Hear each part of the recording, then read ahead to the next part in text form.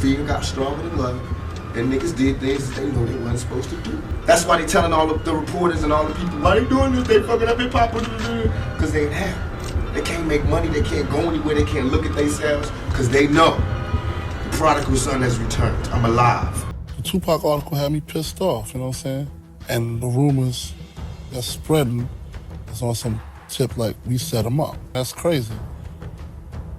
It's just ridiculous, you know what I'm saying? But I also understand that if you was to get shot 5 times, the mind is just completely spinning, you know what I'm saying? You're real confused about your situation.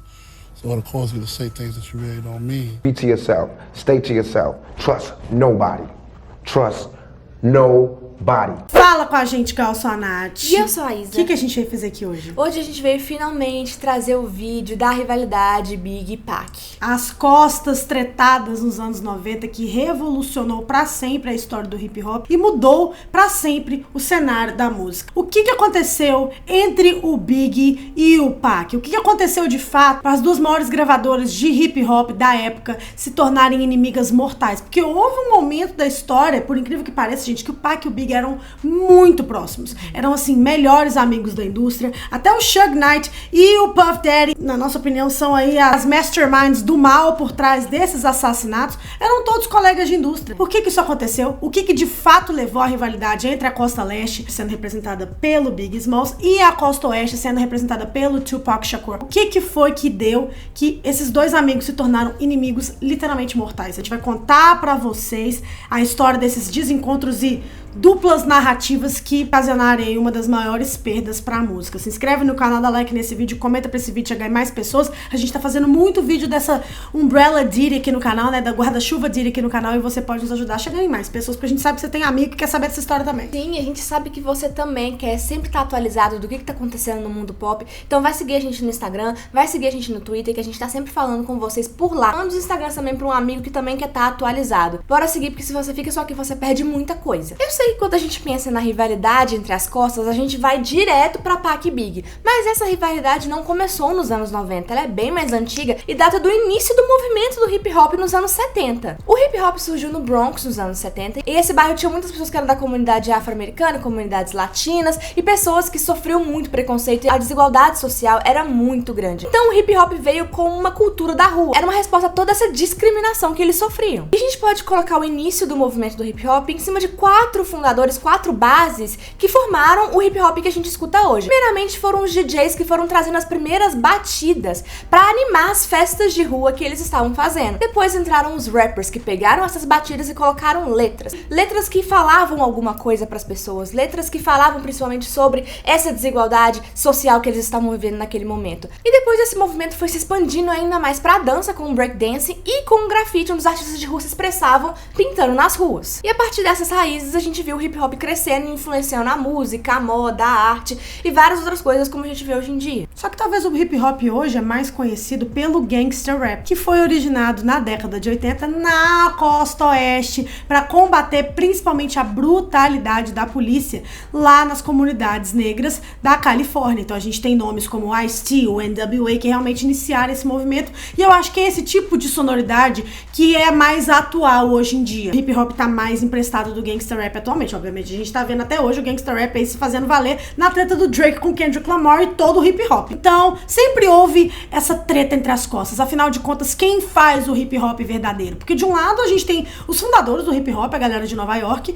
mas do outro a gente tem o gangster rap da Califórnia, que diz que faz um rap mais autêntico sobre realmente a brutalidade da polícia e o que os negros passam. Que a galera de Nova York é muito Nutella. Já a galera de Nova York se sente usurpada porque eles que iniciaram o movimento. Então, desde sempre há essa animosidade entre as costas quando o assunto é o hip hop. Isso chegou nos limites absurdos da música nos anos 90 com a treta do Pac e do Big. Agora vamos apresentar pra vocês quem são essas duas figuras, quem são o Pac e o Big. Bom, o Tupac Shakur nasceu no dia 16 de junho de 71 em Nova York, pasmem. Ele não nasceu na costa oeste, ele nasceu na costa leste. Mas nos anos 80 ele se mudou pra Baltimore, onde ele conheceu uma pessoa que seria muito importante pra sua vida, que seria Jada Pinkett Smith. Eles se tornariam melhores amigos e eles se mudariam juntos pra Los Angeles pra poder correr atrás dos seus sonhos juntos. Só com 17 anos, eles eram bem jovenzinhos. E a Jada é uma das pessoas que sempre menciona o Pac ao longo da história, e ela sofreu muito com a perda dele, assim como todos os fãs e familiares. The type of relationship we had You only get that once in a lifetime, so...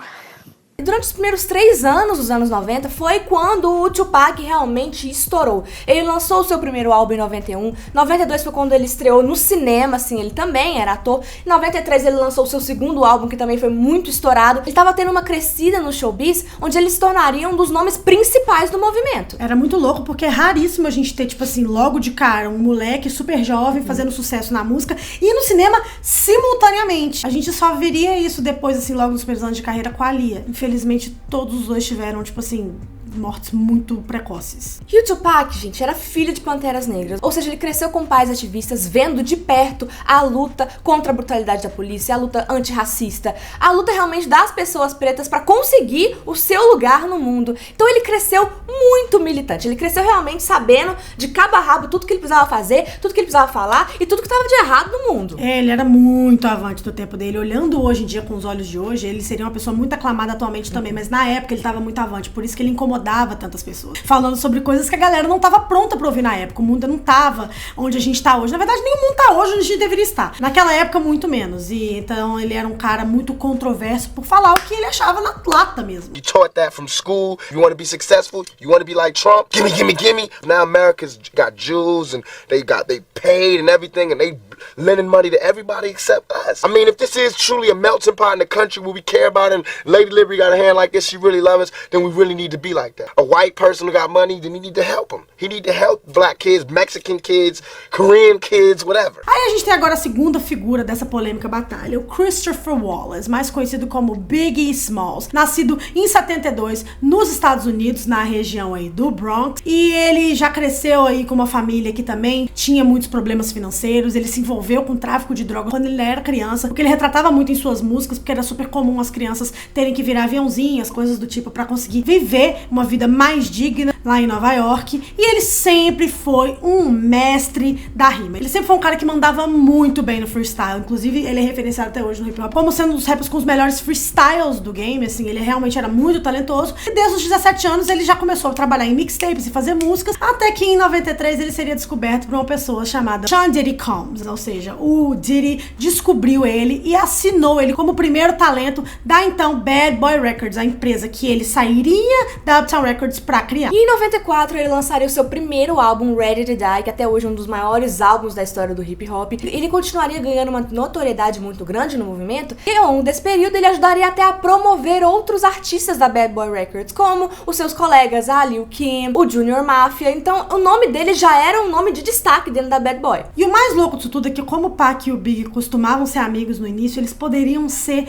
realmente aquelas vozes revolucionárias que uniriam as costas de uma vez, porque a animosidade, como a Isadora começou a contar pra vocês, rola desde os anos 70. E assim que o Big explodiu no mundo do hip hop, o Pac já tomou nota da música dele, porque, gente, todo mundo referencia os dois como um dos maiores rappers de todos os tempos, porque eles realmente são. O Pac sabia que naquela época, ali no início dos anos 90, não tinha ninguém que era tão bom quanto ele, até ele ouvir o Big e falar, cara, esse menino aqui é foda, esse menino é muito bom. E ele começou a travar um relacionamento com o Big, os dois começaram a conversar no telefone, a viajar pelas costas pra se encontrar. O Pac já era muito conhecido na indústria, o Big tava no início aí, então ele dormia no sofá do Pac quando ele ia pra Los Angeles, eles trocavam muitas confidências, faziam freestyle juntos, cortavam demos juntos, estavam sempre no estúdio colaborando. Eles nunca tiveram realmente uma colaboração oficial que saiu, mas eles gravaram diversas coisas juntos. Eles eram muito amigos. O Tupac até chegou a falar pra ele, olha, faz música pra mulher, porque mulher que compra álbum, mulher que vira fã, e os caras querem ouvir o que as mulheres querem ouvir. Tipo, ele era um mentor mesmo, meio que um irmão mais velho do Big, apesar de eles só terem um ano de diferença um do outro. Então, era muito bonitinho, porque eles eram muito amigos. Em uma época dourada do hip hop, todos eles eram conhecidos e todos eles saíam juntos, não tinha nenhum problema. Até mesmo o Pac não tinha nenhum problema com o Diddy, tá? Ele até chegou a dizer pro Big, não abandona a Bad Boy Records, porque lá você vai se tornar uma estrela. Então, assim,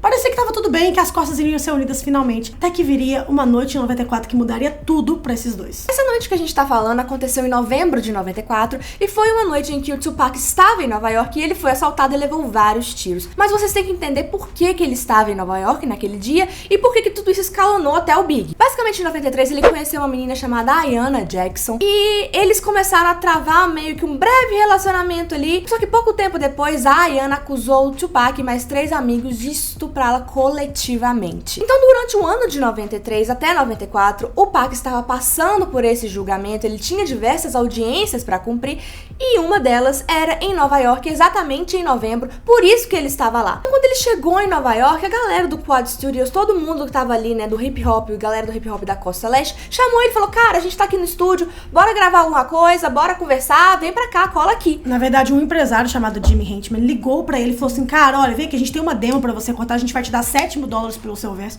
que pode parecer muito pouco pro Tupac, mas era um dinheiro legal na época. Chega aí, brota aí, vai dar tudo certo. Quando ele chegou, ele viu uma galera ali do Junior Mafia, que eram os amigos do Big e tudo mais e tal, subindo pro andar que ele iria supostamente gravar ali a sua demo. Ele foi interceptado por alguns caras que estavam encapuzados, pedindo dinheiro pra galera dele, pro Pac, dando tiro em todo mundo. Ele mesmo levou 5 tiros nessa tentativa de assalto, e a galera ficou sem entender nada. Ele foi pro hospital, obviamente ele quase morreu, mas ele sobreviveu. E logo depois ele ficou se questionando, calma aí, estavam todas as pessoas que eu conheço em Nova York, todos os figurões, todos os rappers, todos os empresários, todo mundo sabendo que eu estava lá. Quando eu entrei no estúdio, tava todos meus conhecidos lá e eles assaltaram só eu e minha galera. Eles deram um tiro só em mim. E eu perguntei pros meus conhecidos e ninguém sabe me falar nada, ninguém sabe quem que era a galera que atirou em mim, ninguém sabe quem que são essas pessoas, ninguém tá me ajudando a procurar essa galera. E tá todo mundo bem, menos eu. I love my East Coast fans. I'm from there. But I'm saying, let's keep it real for a second. If you have the love of music that you are, study. Study why I would be mad when half of New York,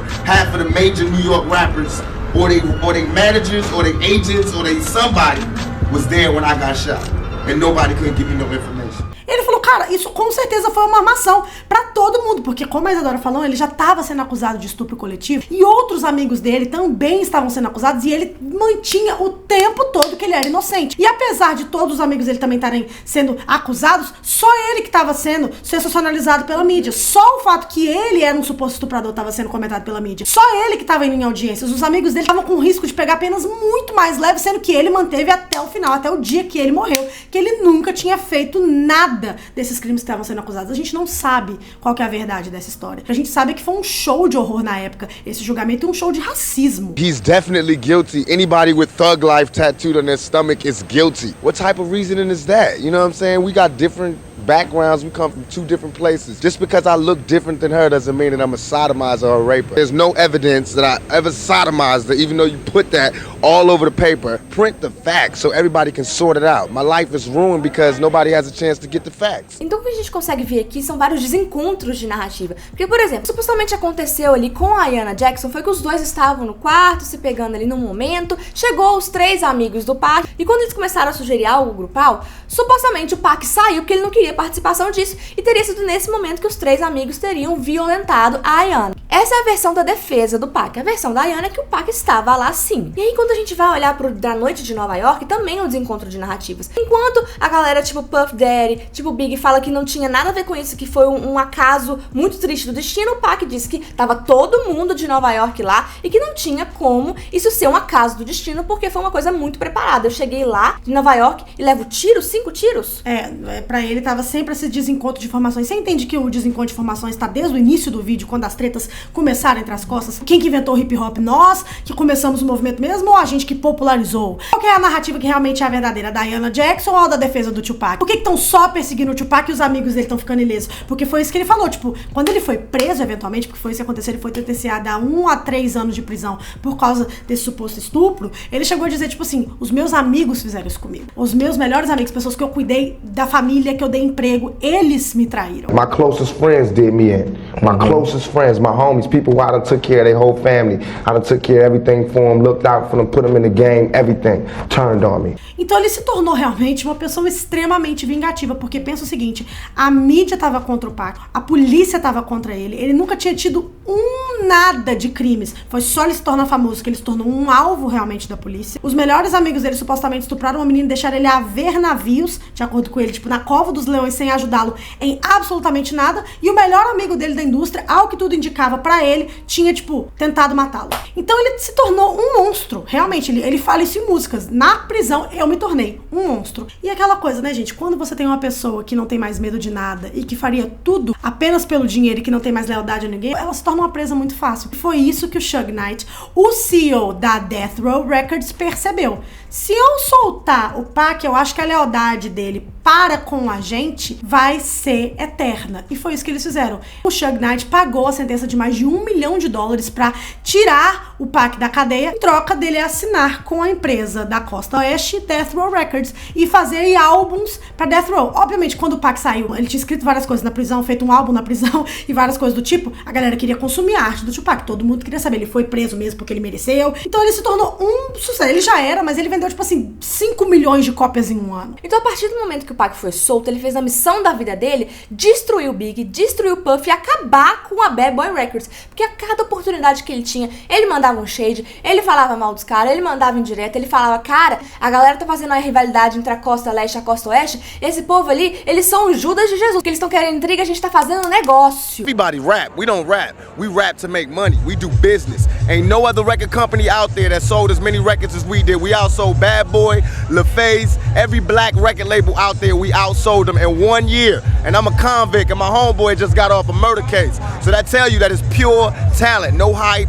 We don't got no all-American smiles. They don't even want to buy our record, but they gotta buy our record because we represent the street. And all these people talking about an East Coast, West Coast war, they like the Judas was to Jesus. They only here to cause confusion. Ele tava o tempo todo tentando acabar com a Costa Leste. Desmoralizar, mandar shade, e era pra todo mundo, tá, gente? Era pro Jay-Z, pro Nas, pra qualquer pessoa que tinha nascido em Nova York. Ele até falava, cara, eu não odeio meus fãs de Nova York, eu sou de Nova York, mas a galera tem que estudar história. Por que tava todo mundo lá, só eu levei tiro? E ninguém sabe me dizer de onde que vem esses tiros. Ele ficou muito... Olha, gente, ele virou uma outra pessoa. Ele ficou uma pessoa muito mais pesada depois de tudo isso que aconteceu com ele, porque ele tinha só 24 anos na época, 23, ele era uma criança. Exato, a gente pode culpá-lo também? É muito foda, realmente, tipo, isso mexe com a cabeça. E o Big até já chegou a falar, cara, eu fiquei muito puto quando ele falou essas coisas, mas eu entendo que o cara levou 5 tiros e ele pirou. Porque assim, o pior dessa história toda, gente, é o que vai vir a seguir, de verdade. Não é nem os amigos incriminarem ele, não é nem ele ter sido preso injustamente, se for o caso, não foi nem o fato que ele achou que lá em Nova York o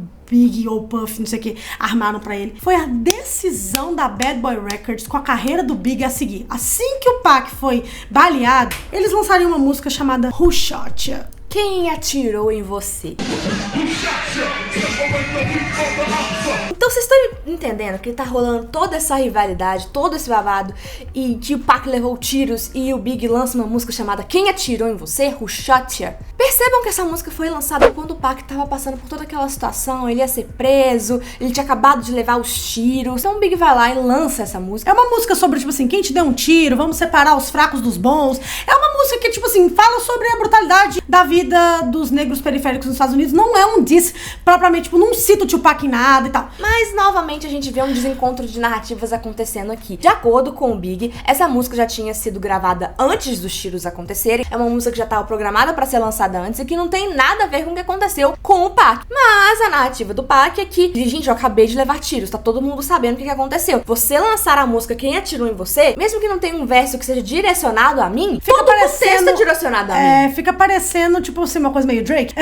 Um desvelado? Um desvelado, tipo assim, não vai sustentar a porra do diss. Então você tá falando que não é sobre mim, mas é a música Quem Atirou em Você, 2 semanas depois que eu levei 5 tiros na sua gravadora. Sério, você quer que eu compre essa narrativa? Não vou. Eu já quero a opinião de vocês. Who Shot Ya? É um desvelado ou realmente foi só um desencontro de informações e o Big é inocente? A gente tem uma opinião de que a gente acha que realmente a música foi cortada antes e que não era uma música pro Pac. Dito isso, eles tinham 1 bilhão de músicas escritas, 1 bilhão de coisas pra serem lançadas. Até meados dos anos 2000 tinha música do Puff Daddy nova, com versos novos do Big que não tinha sido lançada. A gente vive falando aqui, gente, que pessoas da indústria, eles sabem como que a indústria funciona. Eles sabem o que as pessoas vão falar, vai atiçar a boca das pessoas, a fofoca. A galera sabe o que vai dar dinheiro e o que não vai dar. Então a gente acredita de fato que a música não tem nada a ver com o Pac, mas que o lançamento dela ser nessa época, ser mantido nessa época, foi uma decisão bem oportunista do Diddy. Porque, obviamente, tipo assim, sabe o que eu acho, gente? O grande músico que o Diddy fez, eu nem acho que eles estavam envolvidos no primeiro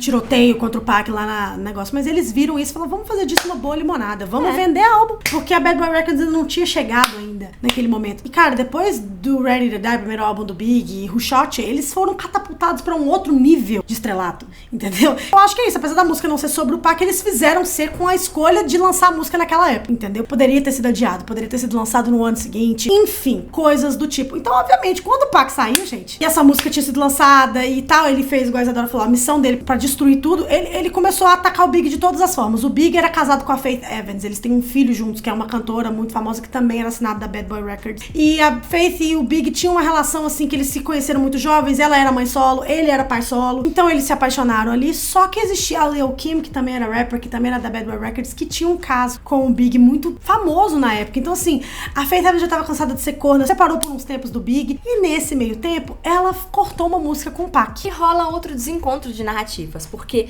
o que a Faith Evans diz é que ela foi chamada pra fazer um feat ali com o Pac, cortou a demo, tinha sido oferecido dinheiro pra ela fazer isso, e logo depois que ela cortou a demo, o Pac falou, não vou te pagar, a não ser que você vá pra cama comigo. E ela falou, mas isso eu não vou, isso eu não faço, entendeu? Essa é a história que a Faith Evans contou. Segundo o Tupac, na verdade, eles foram pra cama sim juntos, entendeu? Tiveram um caso, uma fé, como quem diz, tipo assim, sua mulher deu pra mim, tá, Big? Mas uma vez, quem que tá falando a verdade? Quem tá falando a verdade? De um lado tem a galera que falou, tipo assim, tá, por que a Faith foi fazer uma música com ele pra início de conversa? Ela se defende falando que ela não sabia das tretas da época, ela era muito nova e que ela jamais faria uma música com a Death Row de novo, sabendo o que ela sabe hoje. Had I known the things I know, I definitely wouldn't have gone in the studio to record anything that was related to Death Row Records at that time. E do outro lado tem também a galera que fala, tipo assim, cara, se não tem provas, fica muito desencontrado, fica parecendo apenas, tipo assim, que o Pac tá querendo, tipo assim, alfinetar o Big, como quem diz assim, eu comi sua mulher, mas, tipo, sem prova não dá pra gente saber de fato o que rolou. Poderia ser só uma parceria profissional. Todo mundo na época fazia músicas. Até o Pac e o Big já fizeram coisas juntos antes, entendeu? Exato. Pode ser que tenha sido, tipo, uma estratégia do Pac de chamar a Faith Evans pra fazer esse feat e poder criar essa narrativa de que rolou alguma coisa quando não rolou, então a gente não sabe o que aconteceu. Mas também tem muita gente que levanta o fato que, como ela era muito corna na mão do Big e da Lil Kim, que ela possa ter deitado com o Pac realmente pra falar com o Big, ó, vai se fuder.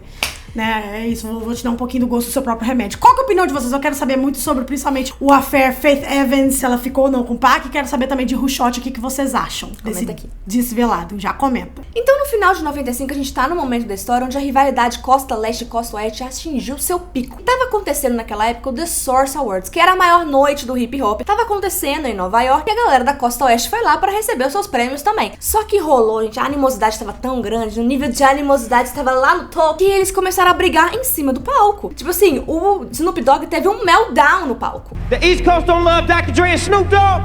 Y'all don't love us. Y'all don't love us. East Coast and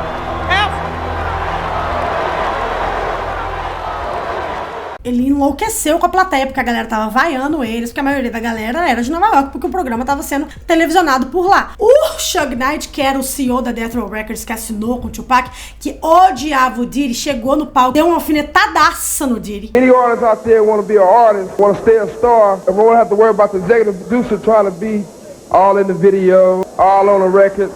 Come to Death Row. Porque o Diddy, pra quem não sabe, gente, tinha mania de estrelismo. Tudo quanto era clipe da galera da Bad Boy Records, ele queria estar. Ele tava lá, ele era o personagem principal também, junto com a pessoa, entendeu? Sempre. Ele falou, nossa, se você quiser ser artista de verdade, sem se preocupar com o CEO aí no seu vídeo, cantando com você, não sei o que, sendo modelete, vem pra Death Row Records, entendeu? Porque aqui que os artistas brilham sozinhos de verdade. Todo mundo já sabia que alguma merda ia dar, mas ninguém tava preparado, gente, pro maior diss track da história do hip hop. Hit 'Em Up, lançado em 96 pelo Tupac. Basicamente, gente, o que aconteceu foi que o Tupac resolveu lançar um shade pra todo mundo. Não é que ele falou do Big, não é que ele falou do Puff, ele falou de todo mundo. Da Lil Kim, da Faith Evans, da Junior Mafia, de todos os rappers da Costa Leste, de todos os amigos que traíram ele. É um disco que, tipo, a gente encoraja vocês, por favor, se vocês gostam de cultura pop e tal, vai ouvir a música. Primeiro que ela é boa pra caralho. You claim to be a player, but I fucked your wife. E segundo que tem tanta referência que a gente poderia fazer um vídeo só dissecando a maior diss track da história. É tipo muito bizarro, é muita coisa, não dá pra gente falar tudo aqui. Mas basicamente as maiores acusações é que ele fala com todos os amigos dele. Eu não tenho amigo porra nenhuma, eu sou maluco, foda-se todo mundo, vocês todos me traíram, então não confio em ninguém. E depois começa a atacar o Puff e o Big, falando tipo assim, ó, vocês tentaram me matar, mas eu tô vivo aqui. Você fala que você é o bonzão, mas eu comi sua esposa. O que você tem a dizer pra isso, seu gordo do caralho? É basicamente esse nível da música. Inclusive, ele sampla uma música do Big no refrão.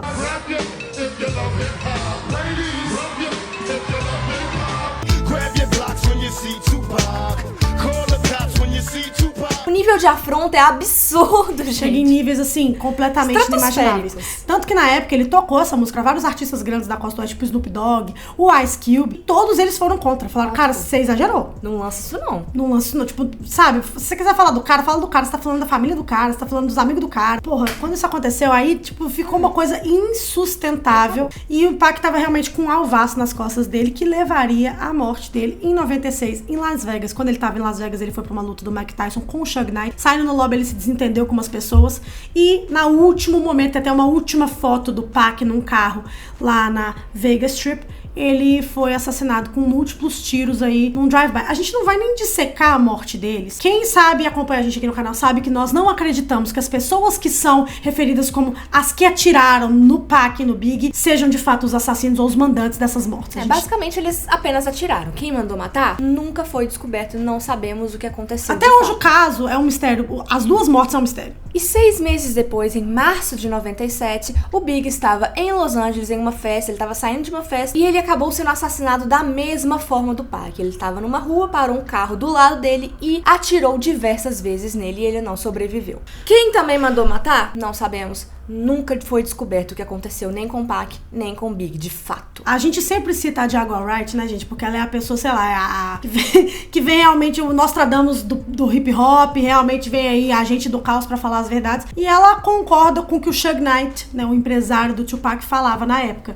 Se você for atrás de quem matou o Tupac, você acha quem matou o Big. Do you think they're going to go after whoever really killed Biggie Smalls? They're gonna have no choice. But that's what Suge said. He said that if you catch the people that killed Tupac, you'll catch the people that killed Biggie. Yeah, he's telling the truth. E a teoria que a gente tá inscrita também, sabe? Já falaram várias e várias vezes que acreditam muito que o mandante dessas mortes tenha sido o Diddy. Ele sempre fala que isso é maluquice e que ele não entretém maluquice. We don't talk about things that are nonsense. We don't even entertain nonsense, my brother. A grande verdade é que a gente sabe é o seguinte, tá todo mundo preso só agora, 30 anos depois quase que a gente tá vendo a derrocada do Diddy finalmente, porque ele é um homem extremamente poderoso que se manteve no topo por anos. Ele já lucrou mais com a morte do Big do que o Big esteve vivo. O catálogo do Big voltou pra família dele tem pouquíssimo tempo, tem tipo assim uns 2 anos que a mãe do Big e os filhos agora têm direito a esse catálogo. Antes tava tudo na mão do Puff, ou seja, ele passou anos e anos da vida dele lucrando com as músicas do Big. Então, a gente tá vendo agora a derrocada do Diddy, tudo que ele foi capaz de fazer. Ele foi capaz de espancar a ex-mulher dele em pleno corredor de hotel no meio de Los Angeles. O cara que tem a capacidade de fazer isso, vocês acham que ele não seria capaz de também assassinar, mandar matar alguém? Como os casos estão em aberto até hoje, eu acho que a polícia deveria revisitar esses processos. Eu não sei se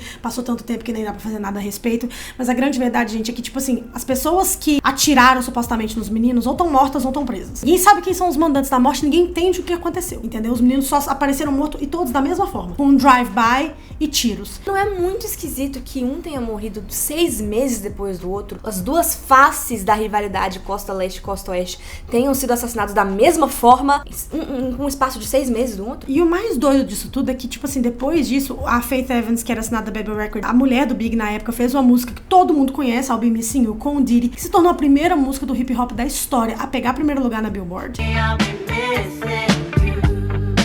E depois que os dois morreram, gente, eles viraram realmente mártires do hip hop. E o hip hop se tornou o gênero dominante das rádios na década seguinte. Todo mundo que é dos anos 2000 sabe que o hip hop era o maior gênero musical, era o nosso pop da época. O R&B e o hip hop, tipo, pararam de ser nichados e se tornaram um mainstream. Não é muito interessante que os dois maiores nomes precisaram ser, tipo, massacrados, assassinados, meio que, tipo assim, como se fossem sacrifícios vivos pra o hip hop chegar mais longe? Não parece um plano meio maléfico? No final das contas, tipo assim, o Big só queria paz, ele nunca fez um diss realmente pra falar mal do Tupac. Quando o Tupac morreu, ele ainda estava vivo até ele morrer 6 meses depois. Ele falava que o cara era muito grande, que ele ficou mal quando o cara morreu. Ele sempre foi respeitoso com tudo. Ele nunca, tipo, comprou o barulho. Ele entendia que o Pac tava puto, mas ele mesmo não ia comprar esse barulho. Pac is a strong dude, yo. I know Duke, you know what I'm saying? Right. He's real strong. So when they was like, he got shot, I was just more like, again? You know what I'm saying? He always getting shot or shot at. He gonna pull through this one again, make a few records about it, and it's gonna be over. When he died, I was just like, whoa. You know what I'm saying? It kind of took me by. I mean, even though we was going through our drama, I would never wish death on nobody. You know what I'm saying? Because ain't no coming back from it. I kind of realized how powerful Tupac and I was. We two individual people, we waged a coastal beef. Então dava pros dois terem sentado e conversado, mas não deixaram esses meninos viver para eles realmente refazerem a relação deles lá na frente. E é isso que a gente fica suspeitando. Qual que é a opinião de vocês sobre toda essa rivalidade? O que vocês acham sobre isso? A gente quer a opinião de vocês nos comentários pra gente ficar ali na tarde toda dissecando junto com vocês as teorias da conspiração. Vocês têm teorias de quem matou o Big Pac? Comenta que a gente quer saber tudo. E bora seguir a gente nas redes sociais, se inscreve no canal, dá like nesse vídeo. E é isso. O tour de sempre. Um beijo. Tchau.